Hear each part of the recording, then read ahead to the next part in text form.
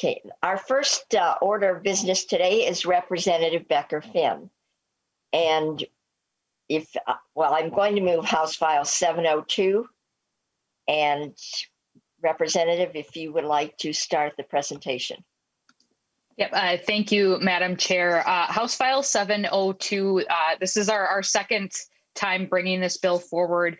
And essentially what this does is it allows cities to license their hotels. And this may on its face seem like something that it isn't. And what this is really about is protecting the public safety of our communities and giving cities another tool to deal with property owners who may not be helpful in managing the crimes that are occurring on their properties. And so I am actually going to spend the bulk of my time I'm going to give to my testifiers.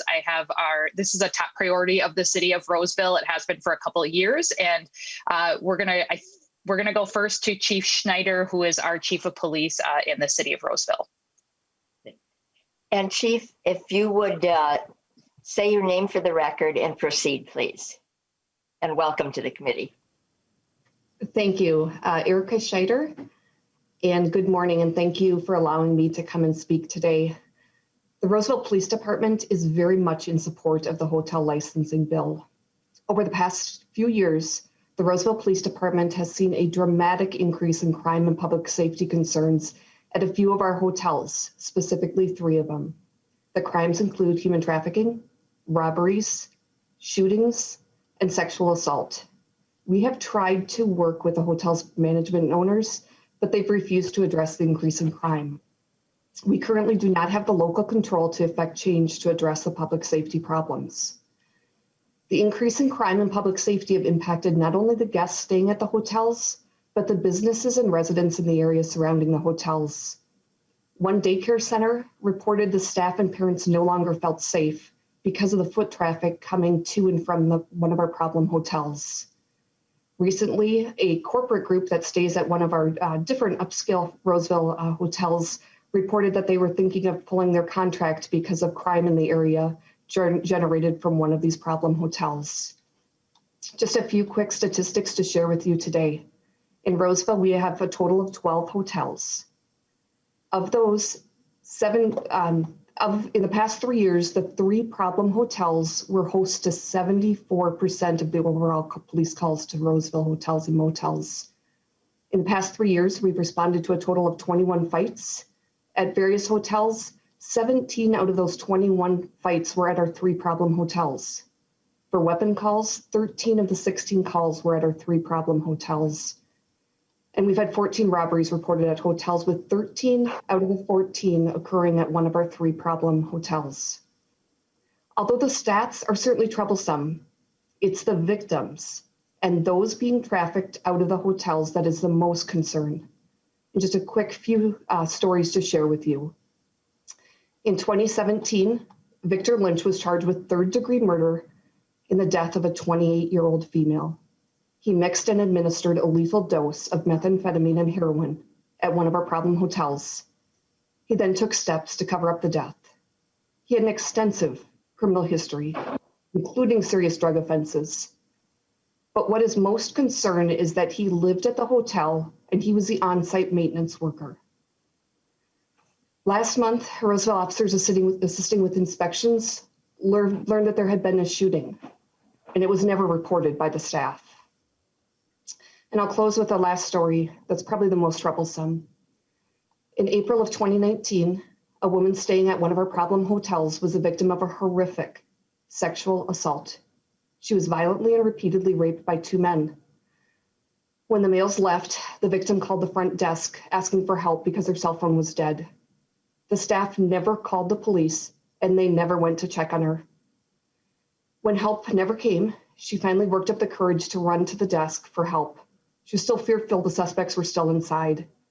She told the hotel staff she had just been raped and she needed someone to call police. The hotel staff refused to call 911 and instead told her to immediately leave or they would call the police on her. As she was fleeing the hotel, she just happened to find a Roseville sergeant driving through the parking lot. The sergeant noted in his report, I observed the victim exit the stairwell door. She was barefoot, carrying her socks and shoes and crying hysterically. She appeared disheveled and her clothing torn. She kept saying, they would not help me. I was raped and they would not help me. Thankfully, 2 men have been charged with first-degree sexual assault and are waiting trial later this month. These are just a few of the many stories our officers see firsthand on a daily basis at our problem hotels. Currently, we have very few options to effectively and proactively deal with this criminal activity and the public safety concerns. We absolutely support legislation which would allow for more local control and require these hotel owners to come to the table to help us address these issues. Thank you.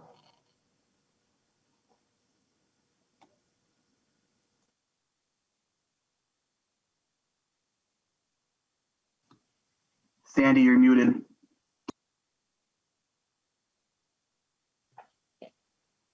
Mr. Choi, would you like to introduce yourself and proceed, please? Great. And we'll take questions afterwards.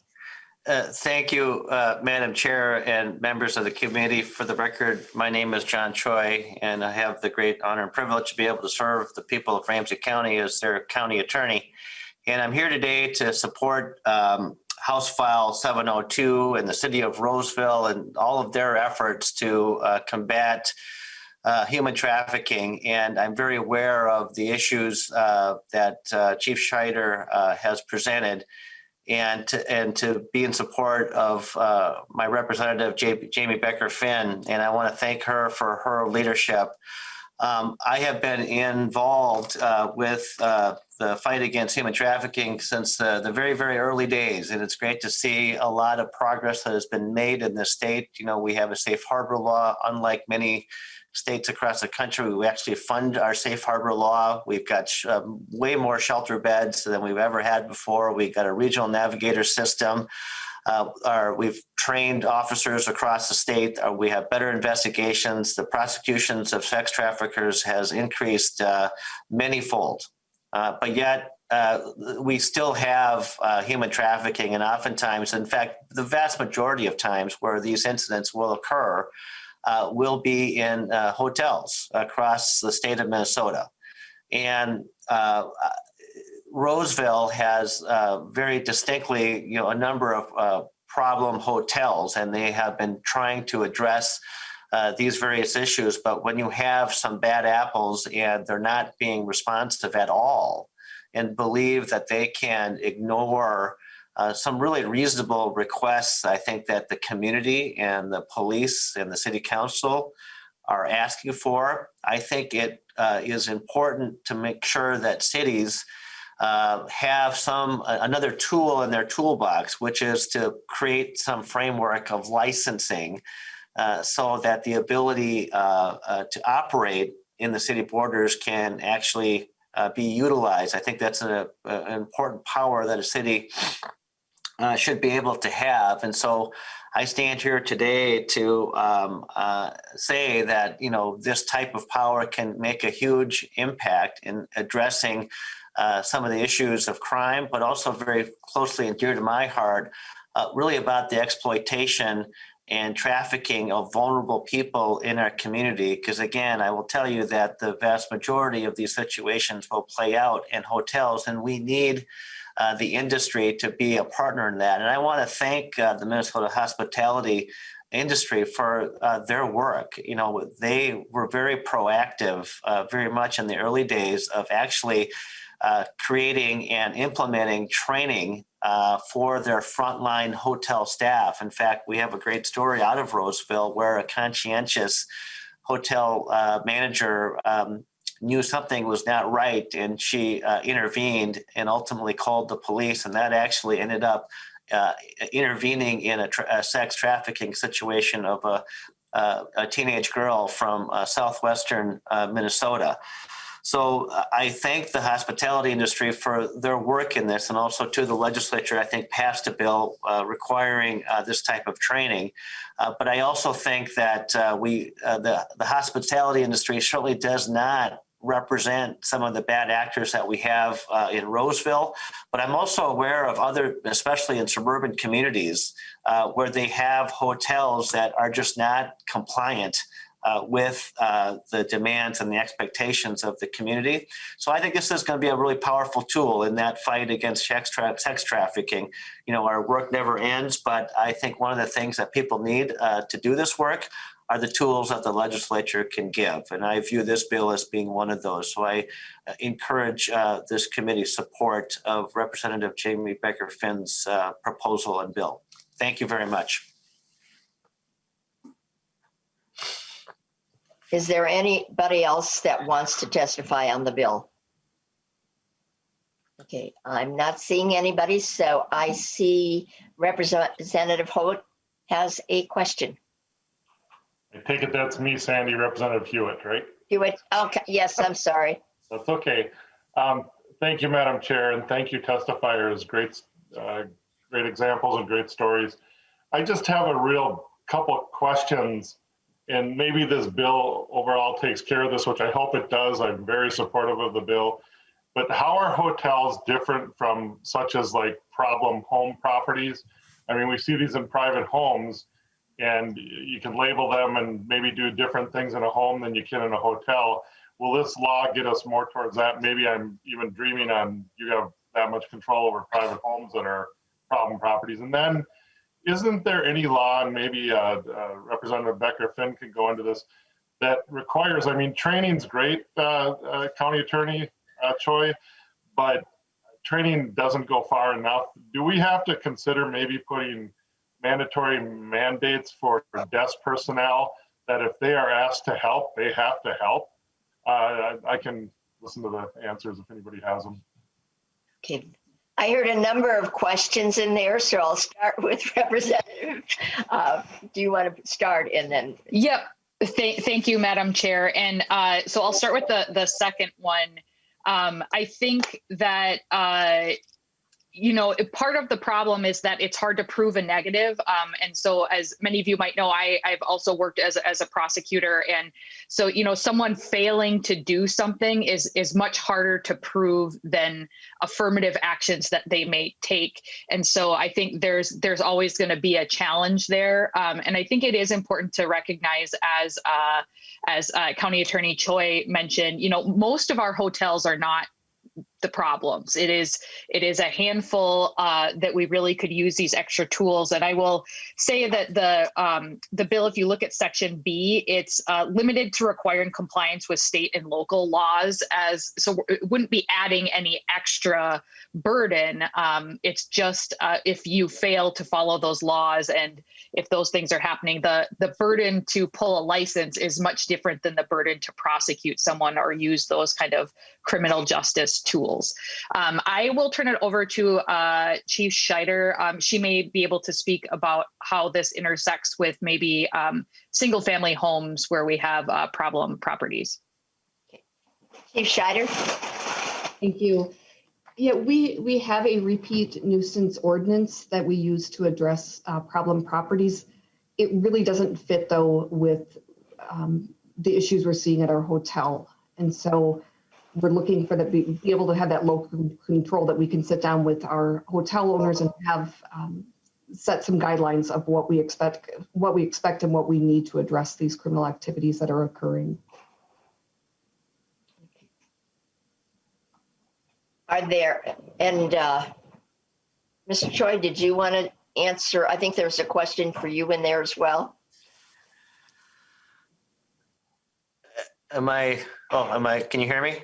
Yes, I can. Oh, great. Thank you, Madam Chair, and thank you, Representative, for the question. I heard lots of bits and pieces in there. So I would also add to that with regard to the laws that exist, and you had asked about residential homes. I think there's tools that are in place. Another one would be, for instance, to utilize the public nuisance law.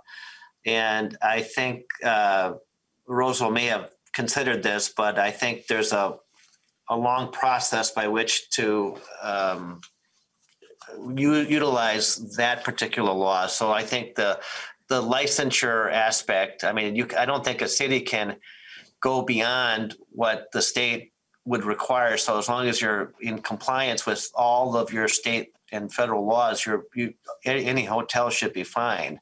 But if you're in violation of that, then what this gives is an extraordinary power to revoke that license. And of course, they'd have to prove that if it was litigated. So I think this is an important tool that would fit for this particular situation. Representative Hewitt, is there any response? Madam Chair, no, those are great answers. And like I said, I support this bill. I don't have hotels. I know I'm going to get them soon. So I would like every tool in place for my cities. Thank you. Okay, thank you. Representative Quam.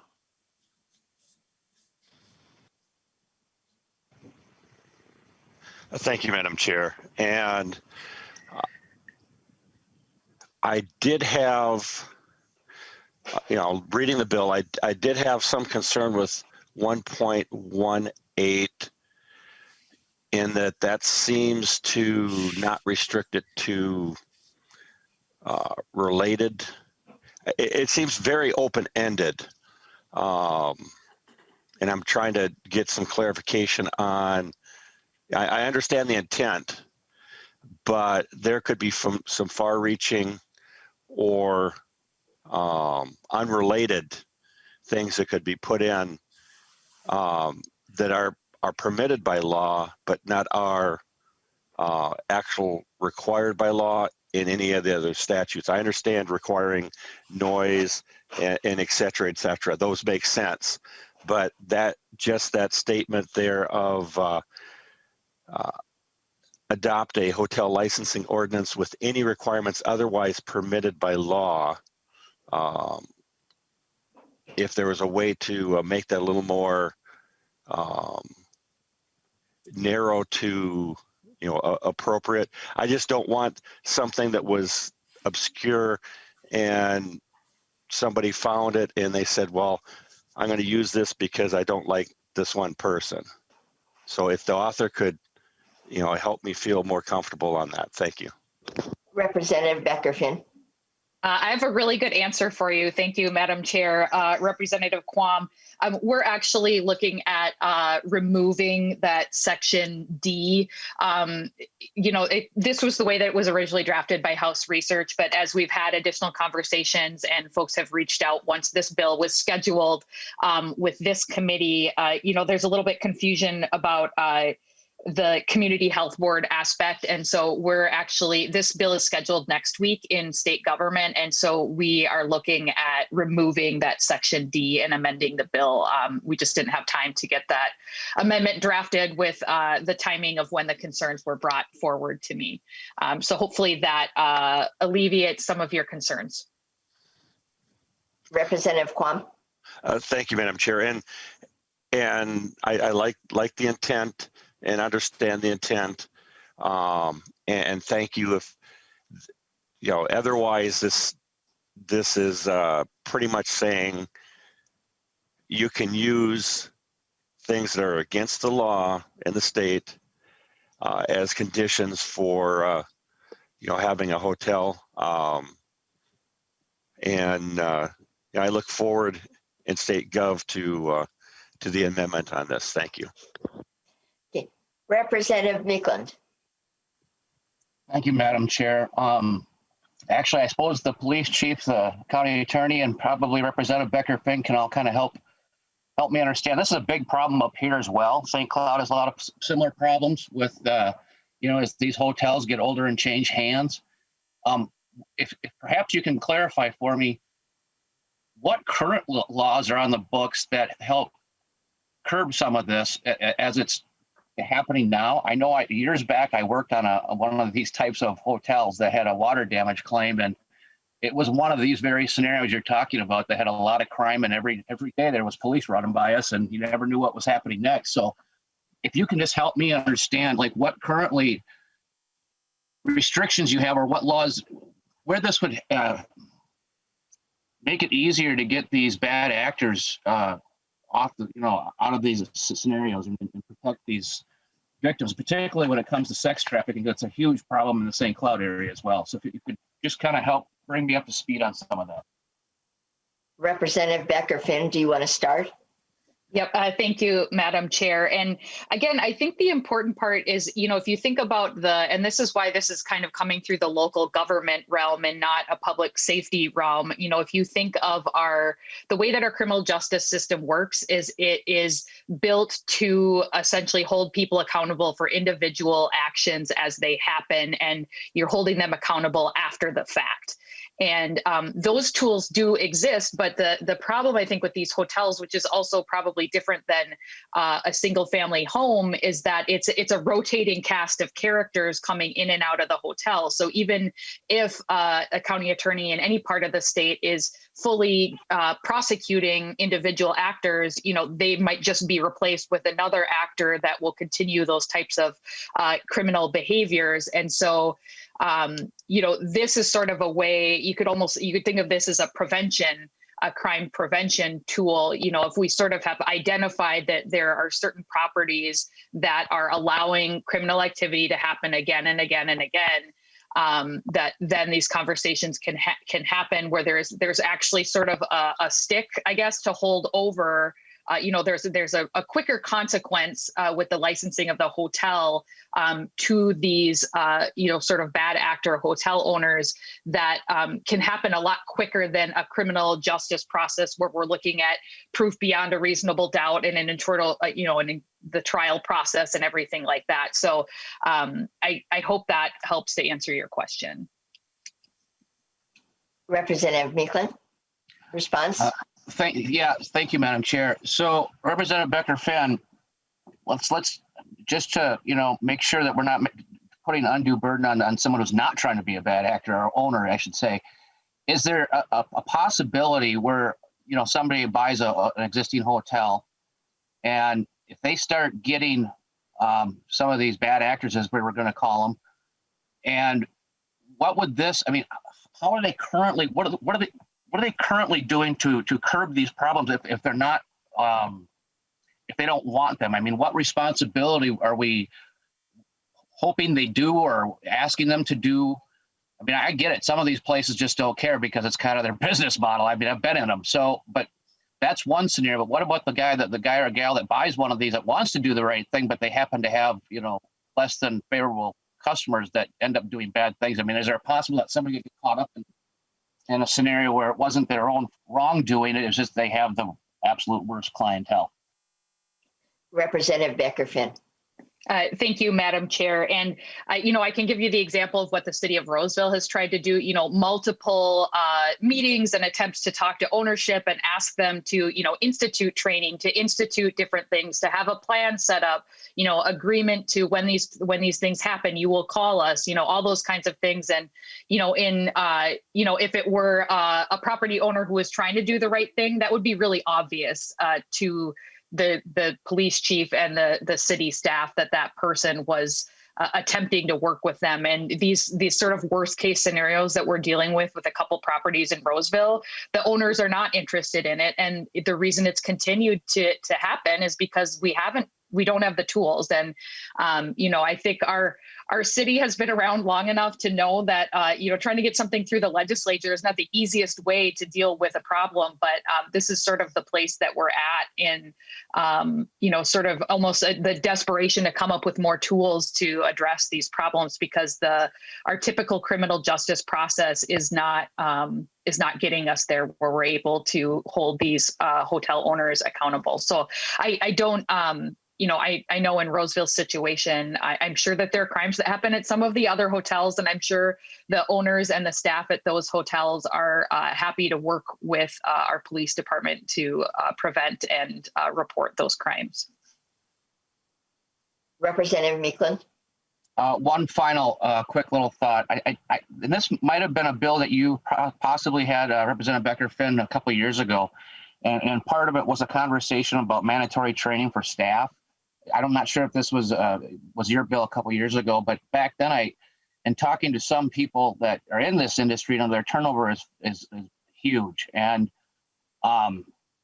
perhaps there should be like a video put together by one of the departments that is a training video, like a half-hour video that all new hires have to watch so they can help learn to identify these bad actors and/or if they suspect there's trafficking going on, but just how to identify it and would be something probably would be good going forward. Thank you, Madam Chair.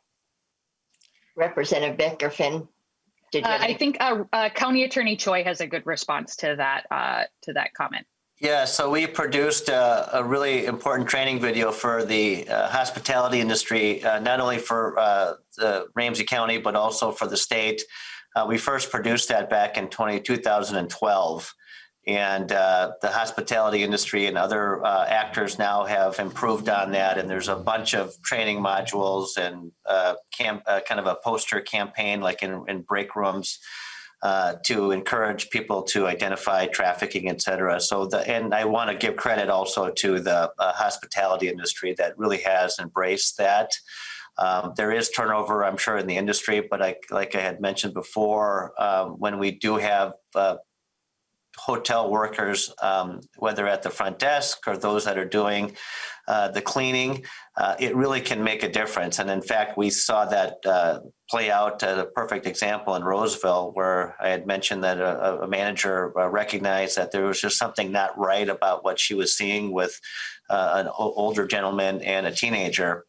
And she intervened in that situation and ended up calling the police. And through the work of the police, at the end of the day, this victim who was being trafficked to Litchfield, Minnesota, ended up trusting the police officer who was trying to help her. And it was because of our safe harbor approach that we had trained officers who would view a victim as a victim and a child, as opposed to somebody who was engaged in an act of prostitution. And developing that trust about an hour later, I think the police officer was able to develop that trust, and she told the officer everything about what was going on.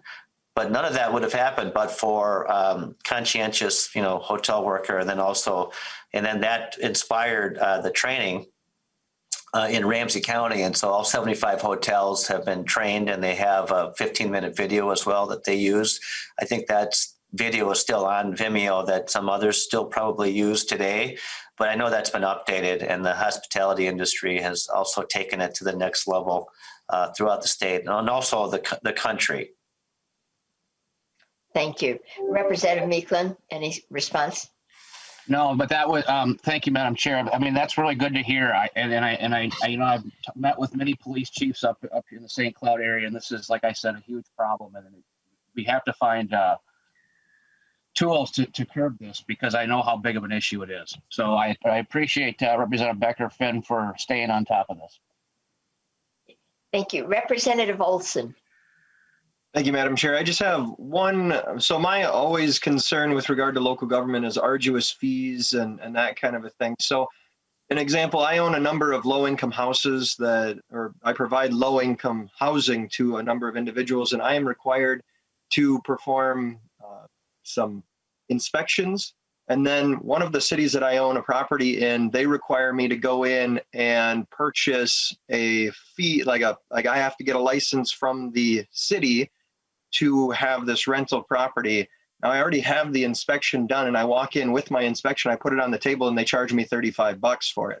Now, when you're providing low-income housing, the margin of profit is very, very minimal, because you're not there to make a ton of money on it. That's not the purpose of it. So my concern, I just want clarification on this, where it says in 1.11, it says no other licensing conditions or requirements are permitted. Does that mean that that these hotels, these businesses, I know I've got a number of hotels that they're in such rough shape right now. We've got small towns with, interstate traffic is what provides the room and board for these places. Are we going to be, do they get a license? Do they have to pay a fee? Will this be a requirement of them? Will the city be able to oust them by saying, hey, you have to pay a fee of $12,000 in order to have your doors open? Can someone provide some clarity on that? Because that's my only concern. Representative Becker-Finn, do you want to start? Sure. Thank you, Madam Chair. And I mean, I think the important thing to remember is that our city councils aren't looking to have empty hotels that are not generating business and property tax, and the idea is not, oh, great, now we have this tool to put people out of business. And I don't think that's the intent at all behind any of this. I'd imagine there may be some costs in administering a license, but as Chief Scheider mentioned, it's 12 hotels. It's not going to be that big of a burden to manage those things. And I don't know if Chief Scheider has additional comments on that, as a city employee and their goals with this legislation. Chief Scheider, did you want to respond? Sure. The intent is absolutely about public safety. It's about making sure that these owners that are not addressing the problems in their hotel, that we have some tools to make them come to the table so we can work together. Most of our hotels do a wonderful job of addressing issues. They reach out to us, they want to work with us. But in these 3 particular hotels, at least here in Roseville, we can't get them to the table to even start addressing these. So it is not a financial issue. It is completely about public safety and having tools to make sure our hotels have to come and address these problems and work with us to help prevent these crimes. Thank you. Representative Olson, any response? Well, I would just say it's an awesome purpose. We have to do something for this, and I love that idea. I just am concerned that because I was the mayor of a city, I saw how I saw there were the people that no one liked in town, and because of that, some of the council members were against them for just being who they are, and I think that we need to do our due diligence, and I would really like to see a maximum licensing fee on there but I understand the purpose of it. I think that the more tools you provide to a city, the better, but also the easier it is for a city to take advantage of their individuals. So that's my one concern, that otherwise it's an excellent purpose. We absolutely have to do something, but that would be a concern of mine. Absolutely. Thank you. I am not seeing any other questions. So Representative Becker-Finn, would you like to do a wrap up? Real quick, thank you, Madam Chair, and I really do want to thank my testifiers. Both Chief Scheider and County Attorney Choi are very busy people with important work to do, and I appreciate their time and expertise that they shared with us this morning. Would just really appreciate members' support. I encourage you, if you haven't already, to reach out to your own city councils, and I would guess that most of them would like to have this tool if they have similar problems with hotels in their communities, and would just really appreciate members' support. Again, this is all about preventing crime and making our communities safer. Okay. I will renew my motion that House File 702 be recommended to be referred to the State Government Finance and Elections Committee. The clerk will take the roll, please. Representative Mason. Aye. Representative Elkins. Aye. Representative Quam. Aye. Representative Byrd. Aye. Representative Bolden. Aye. Representative Hewitt. Aye. Representative Mecklin. Aye. Representative Olson. Aye. Representative Joachim. Aye. We have 9 ayes. Thank you. So the motion prevails. Representative Becker-Finn, you are on your way. Have a good day. Thank you, Madam Chair. Yep, thank you.